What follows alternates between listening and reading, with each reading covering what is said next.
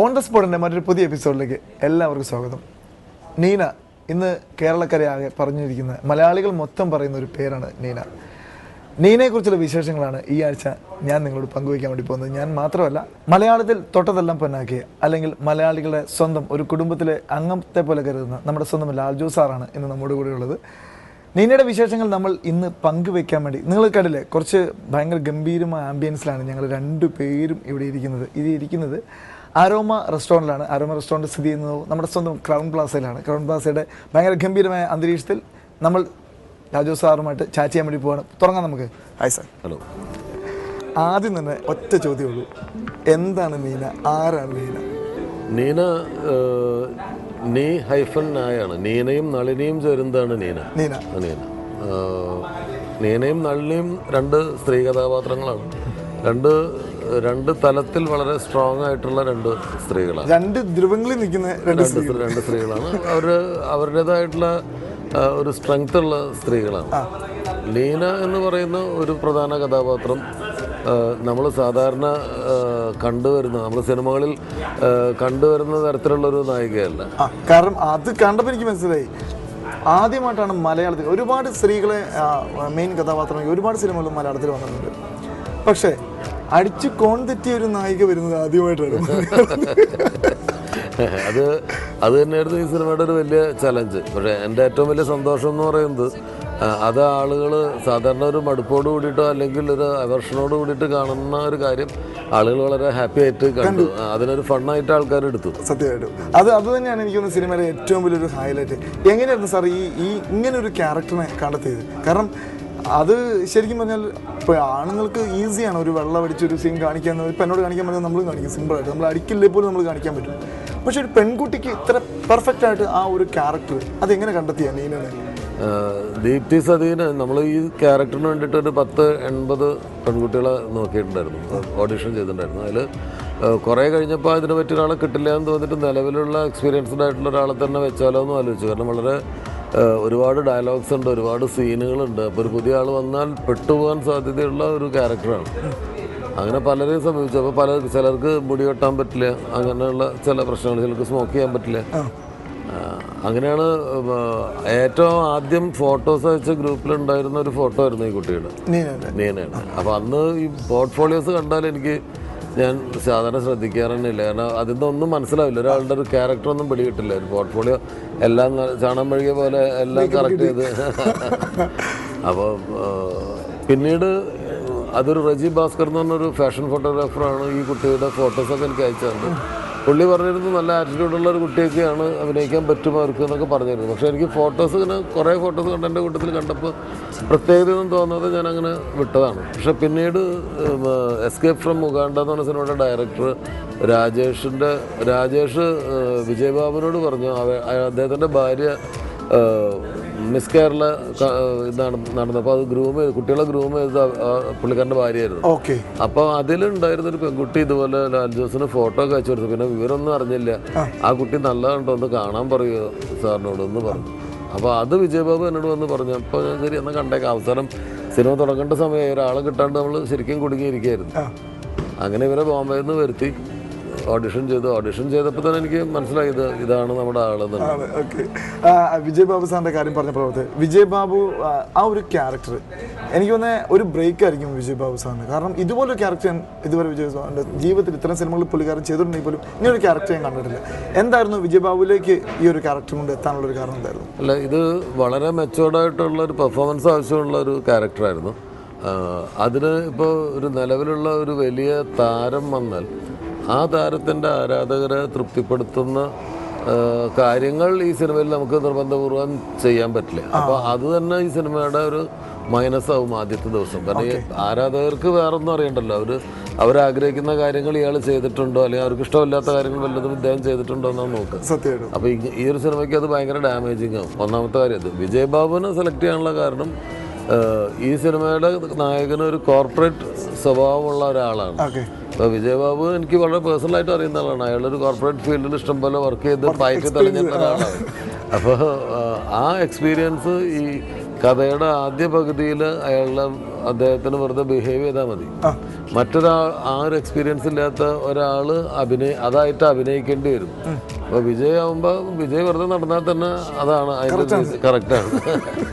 പക്ഷെ സെക്കൻഡ് ഹാഫിൽ ഒരു ശരിക്കും പൊട്ടൻഷ്യലുള്ള ഒരു ആക്ടർ ആവശ്യമുണ്ട്. അവിടെ വളരെ മൈന്യൂട്ടായിട്ട് സട്ടിലായിട്ട് ചെയ്യേണ്ട കുറേ കാര്യങ്ങളുണ്ട്. അപ്പോൾ അത് വിജയ് ബാബു ചെയ്യും എന്ന്, അല്ലെങ്കിൽ അദ്ദേഹത്തെ കൊണ്ട് ചെയ്യിക്കാൻ പറ്റും എന്നുള്ളത് എൻ്റെ ഒരു വിശ്വാസമായിരുന്നു. ആ വിശ്വാസം തെറ്റിയിരുന്നെങ്കിൽ ഈ സിനിമ കുളമായി പോയത്. പക്ഷെ 100% വിശ്വാസം വിജയിച്ചു. കാരണം കിട്ടിയത് ആരുടെ കയ്യിലാന്നുള്ളത് നമുക്കറിയാലോ. വിജയ് ബാബു ഒരു ഗംഭീര ആക്ടറാണ്. ശരിക്കും പറഞ്ഞാൽ അയാളുടെ ഒരു നല്ല നടനുണ്ട്. ഈ സിനിമ വിജയിക്കുന്നത് വഴി സംഭവിക്കുന്നത് വേറൊരു ജോണറിൽ നമുക്കൊരു ആക്ടറെ കിട്ടുകയാണ്. വേറൊരു ജോണറിൽ ഇപ്പോൾ ചെറുപ്പക്കാരുണ്ട്, നിവിൻ പോളി ഉണ്ട്, ദുൽഖർ സൽമാൻ ഉണ്ട്, ആ പ്രായത്തിലുള്ള ഒരുപാട് ആക്ടേഴ്സ് ഉണ്ട്. അടുത്ത സ്റ്റേജിൽ ജയസൂര്യ ഉണ്ട്, ഇന്ദ്രജിത്ത് ഉണ്ട്, പൃഥ്വിരാജ് ഉണ്ട്, അത് കഴിഞ്ഞാൽ ദിലീപ് ഉണ്ട്, ബിജു മേനോനുണ്ട്, കുഞ്ചാക്കോ ബോബനുണ്ട്. അങ്ങനെ എല്ലാ തരത്തിലുള്ള ആൾക്കാരുണ്ട്. പക്ഷേ ഈ ദിലീപും ബിജു മേനോനും കുഞ്ചാക്കോ ബോബനും ഒക്കെ ചെയ്യുന്ന ക്യാരക്ടറിനും ലാലേട്ടനും മമ്മൂക്കയും ജയറാമേട്ടനും സുരേഷ് ഗോപിയും ചെയ്യുന്നതിനും ഇടയിലൊരു സ്പേസ് ഉണ്ട്. ആ സ്പേസ് ചെയ്യാനുള്ള ഒരാളാണ് വിജയ് എന്നാണ് ഞാൻ വിശ്വസിച്ചത്. എന്തായാലും അത് വളരെ ശരി തന്നെ. കാരണം എനിക്ക് തോന്നിയൊരു സാറിപ്പോൾ നേരത്തെ പറഞ്ഞ പോലെ മൈന്യൂട്ടായിട്ടുള്ള കാര്യങ്ങൾ, ആ മൈന്യൂട്ടിലായിട്ടുള്ള ചെറിയ ഫീലിങ്സ് വരെ നമുക്ക് വല്ലാണ്ട് മനസ്സിനുള്ളിൽ കൊള്ളുന്ന ഫീലിങ്സ് ആയിരുന്നു. കാരണം എനിക്കൊന്ന് അതാന്ന് തോന്നുന്നു സിനിമയുടെ ഏറ്റവും വലിയ ഫസ്റ്റ് ഹാഫ് വരെ വളരെ രസകരമായി വെള്ളവടിയും കാര്യങ്ങളൊക്കെ ആയിട്ട് ഇങ്ങനെ പോകുന്നുണ്ടെങ്കിൽ പോലും സെക്കൻഡ് ഹാഫിലേക്ക് മാറുമ്പോൾ എനിക്കൊന്ന് വെച്ചാൽ എനിക്ക് തീരുന്നത് വല്ലാണ്ട് ഫീൽ ആയിപ്പോയി. കാരണം നമുക്ക് ആരോടും പ്രണയം തോന്നും, എപ്പോഴാണെങ്കിലും നമുക്കൊരു വ്യക്തിയോട് പ്രണയം തോന്നാം. പക്ഷെ അതൊരു തിരിച്ചു കിട്ടാത്തൊരവസ്ഥ എന്ന് പറയുമ്പോൾ, കിട്ടിയ സാധനം നമ്മൾ വിട്ടു കളഞ്ഞ് പിന്നെ അതിനെ തേടി പിടിക്കാൻ വേണ്ടി ചെല്ലുമ്പോൾ തിരിച്ചു കിട്ടാത്തൊരു അതൊരു കറക്റ്റായിട്ട് ആ ഫീലിംഗ് എനിക്ക് തോന്നുന്നു വിജയ് ബാബു സാർ കറക്റ്റായിട്ട് ചെയ്തിട്ടുണ്ട്. സാധാരണ അത് വെർബലായിട്ടാണ് സിനിമകളിൽ നമ്മൾ കണ്ടിട്ടുള്ളത്. പല സിനിമകളിലും ചിലപ്പോൾ ഇത്തരം അവസ്ഥകളൊക്കെ ഉണ്ടാവാറുണ്ട്. അത് പക്ഷേ ഭയങ്കര വെർബലായിട്ടാണ് അതിനെ സമീപിക്കാറ്. ഈ സിനിമയിൽ നമ്മൾ ശ്രമിച്ചത് അതിനുവേണ്ടി ഡയലോഗുകളോ ഒന്നുമില്ല.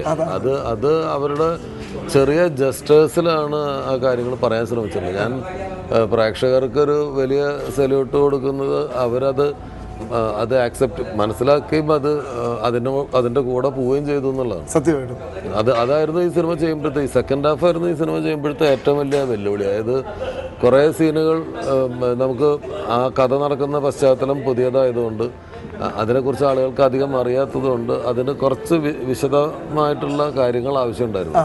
അപ്പോൾ കുറച്ച് സ്ഥലങ്ങൾ പൂർണ്ണമായിട്ടും ഈ ക്യാരക്ടേഴ്സിലേക്കോ സിനിമയിലേക്കോ മുഴുകാത്ത ആളുകൾക്ക് ആ ഒരു ഏരിയ സ്ട്രെച്ചഡായിട്ട് തോന്നും, കുറച്ച് വലിയുന്ന പോലെ തോന്നും. പക്ഷെ ശരിക്കും ഇത് ഇഷ്ടപ്പെട്ടിട്ടുള്ള ഈ ക്യാരക്ടേഴ്സിനോടൊപ്പം പോകുന്ന ആളുകൾക്ക് അതൊരിക്കലും തോന്നില്ല. അല്ലാതെ കുറച്ച് ഡിറ്റാച്ച്ഡ് ആയിട്ടിരിക്കുന്ന ആളുകൾക്ക് തോന്നും. അപ്പോൾ ആ ഏരിയ എങ്ങനെ മറികടക്കും എന്നുള്ളതായിരുന്നു ഈ സിനിമ റിലീസ് ചെയ്യുമ്പോൾ എൻ്റെ ഏറ്റവും വലിയ ടെൻഷൻ. പക്ഷേ ഇപ്പോൾ അത് കാരണം എന്താ പറയുക, ഒരുപാട് ആ സീനിൽ ഒരുപാട് കരച്ചിലും ബഹളങ്ങളൊക്കെ കൊണ്ടുവന്നിരുന്നെങ്കിൽ, ഡയലോഗ് കൊണ്ടുവന്നിരുന്നെങ്കിൽ ഒരിക്കലും ആൾക്കാർ അത് സ്വീകരിക്കില്ലായിരുന്നു. മൗനം അതായിരുന്നു കറക്റ്റ്. അത് കറക്റ്റായിട്ട് ഫീൽ ചെയ്യും നമുക്ക്. എന്നിട്ട് അത് കറക്റ്റായിട്ട് വന്നിട്ടുണ്ട്.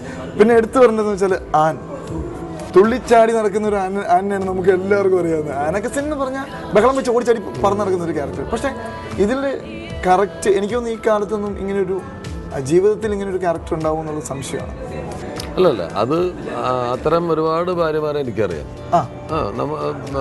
അത് ശരിക്കും ഞാൻ പോർട്രേ ചെയ്യാൻ ശ്രമിച്ചിട്ടുള്ള, ഞാൻ കണ്ടിട്ടുള്ള ചില ഭാര്യമാരെയാണ്. വളരെ കൃത്യമായിട്ട് കാര്യങ്ങൾ മനസ്സിലാക്കുന്നത്. അത് ബുദ്ധിയാണ്. ആൻ ചെയ്ത ക്യാരക്ടർ നളിനി ബുദ്ധിമതിയാണ്. അങ്ങനെ ബുദ്ധിയുള്ള സക്സസ്ഫുള്ളായിട്ടുള്ള കുടുംബജീവിതം ആർക്കൊക്കെ ഉണ്ടോ നിങ്ങൾ ഉറപ്പിച്ചോളൂ, വീട്ടിലൊരു നളിനി ഉണ്ടെന്നാണ്. ബുദ്ധി ഉള്ള ആളുകൾ നല്ല ഹോം മേക്കേഴ്സൊക്കെ. ബുദ്ധി ഇല്ലാതെ എടുത്തു ചാടി അല്ലെങ്കിൽ ഒരു ആവേശത്തിന് ഇറങ്ങി പുറപ്പെടുന്ന ആളുകളുടെ ജീവിതത്തിലാണ് എല്ലാ കാലത്തും പ്രശ്നം ഉണ്ടായിരുന്നത്.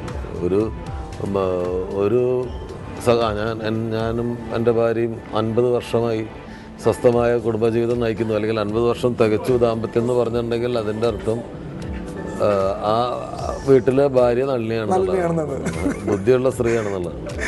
അതിലും വലിയ കാര്യം എന്താ പറയുക, എനിക്ക് സത്യത്തിൽ ഭയങ്കരമായിട്ട് ഇഷ്ടം തോന്നിപ്പോയി നളിനിനെ. കാരണം അപ്പം ഞാനത് പറയുന്നില്ല. കാരണം ലാസ്റ്റത്തെ ആ നളിനീൻ്റെ ഒരു ക്യാരക്ടറിൽ ആ ഒരു മാറ്റം ഉണ്ടല്ലോ, വിജയ് ബാബു അടുത്ത് വന്നു കഴിയുമ്പോൾ ലാസ്റ്റത്തെ അതൊരിക്കലും ഞാനും പ്രതീക്ഷിക്കുന്നില്ല. ഞാൻ വിചാരിച്ചിരുന്നത് ഒരടി എന്തായാലും പൊട്ടും എന്നുള്ളത് തന്നെയായിരുന്നു. പക്ഷേ പെട്ടെന്ന് എല്ലാവരെയും ഇങ്ങനെ ഞെട്ടിച്ച് കളഞ്ഞു. കാരണം നമുക്ക് വല്ലാണ്ട് നളിനീനെ ഒരു സ്നേഹം തോന്നുന്നത്. ഇങ്ങനെ ഒരാളെ നമ്മളും നമ്മുടെ ജീവിതത്തിലേക്ക് പ്രതീക്ഷിക്കുന്ന പോലത്തെ ഒരു ഫീൽ. നളിനി ശരിക്കും പറഞ്ഞാൽ ആളുകൾ ഇപ്പോൾ പറയുമൊക്കെ ചെയ്യുക നീന ഭയങ്കര ബോൾഡായിട്ടുള്ള ക്യാരക്ടറാണ്, നീന ഭയങ്കര ഇതാണെന്നുള്ളതാണ്. പക്ഷേ നളിനി ഈക്വലി ബോൾഡും ഈക്വലി എന്താ പറയേണ്ട സ്ട്രെങ്ത്തുള്ള കരുത്തുള്ള ക്യാരക്ടറാണ്. കാരണം നിശബ്ദത പാലിക്കാൻ കഴിയുക, ക്ഷമിക്കാൻ പറ്റുക എന്ന് പറയുന്നത് ഏറ്റവും സ്ട്രോങ് ആയിട്ടുള്ള മനസ്സുള്ള ആളുകളുടെ ലക്ഷണം. ക്ഷമിക്കുക എന്നുള്ളതാണ് ലോകത്തിലെ ഏറ്റവും ബുദ്ധിമുട്ടുള്ള കാര്യം.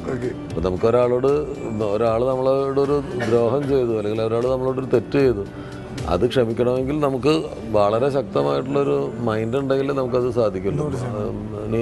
നളിനിക്ക് അതുണ്ടായിരുന്നു. അതുപോലെ സാക്രിഫൈസും അതുപോലെയാണ്. നീനയുടെ കാര്യത്തിൽ നീനയും വളരെ സ്ട്രോങ് ആവുന്നത് ആ പോയിന്റിലാണ്. പുകവലിക്കുന്നത് കൊണ്ട് ഒരാൾ അല്ല, പുകവലിക്കുന്നത് ശരിക്കും ഇൻസെക്യൂർഡ് ആയിട്ടുള്ള ആളുകളാണ്. ഒരു സിറ്റുവേഷൻ താങ്ങാൻ വയ്യാണ്ടാവുമ്പോൾ, അല്ലെങ്കിൽ ഒരു പ്രഷർ താങ്ങാൻ പറ്റാണ്ടാവുമ്പോഴാണ് ഈ സ്മോക്കിങ്ങിലേക്ക് ആളുകൾ പോകുന്നത്. സ്മോക്കിംഗ് അതിന് കിട്ടുന്ന പുക നിക്കോട്ടിനോ വേണ്ടി മാത്രമല്ല, അത് ഒരു എസ്കേപ്പിസം കൂടിയാണ്. ഒരു സിറ്റുവേഷനിൽ നിന്ന് ഒരു സിറ്റുവേഷനിലെ അവസ്ഥയെ മറികടക്കാൻ ഉപയോഗിക്കുന്ന ഒരു കാര്യമാണ്. അപ്പോൾ അങ്ങനെ നോക്കിയാൽ നീനയാണ് ദുർബലയായിട്ടുള്ള ആള്. പക്ഷെ അവര് സ്ട്രെങ്ത് ഉള്ള പവർഫുൾ ആയിട്ടുള്ള ആളായി മാറുന്നത് അവസാനം അവരെ സാക്രിഫൈസ് ചെയ്യുമ്പോൾ 100%. കാരണം എന്താ പറയുക, നമ്മൾ ഒരിക്കലും വിചാരിക്കുന്നേ ഇല്ല. ഞാൻ അങ്ങനെ ഒന്നും ഒരിക്കലും, കാരണം ഓൾറെഡി മദ്യപാനത്തിൽ നിന്ന് മാറുന്നതിനനുസരിച്ച് ക്യാരക്ടറും ചേഞ്ച് ആയി വരുന്നു എന്നാണ് നമ്മൾ കരുതിയിരുന്നത്. പക്ഷേ ഇങ്ങനൊരു കാര്യം ഉള്ളിൽ വെച്ച് ഇങ്ങനെ സാക്രിഫൈസ് ചെയ്യാന്ന് പറഞ്ഞാൽ അതൊരു വലിയ കാര്യം തന്നെയാണ്. കാരണം നമ്മളൊരിക്കലും പ്രതീക്ഷിക്കാത്തൊരു ക്ലൈമാക്സ് തന്നെയായിരുന്നു.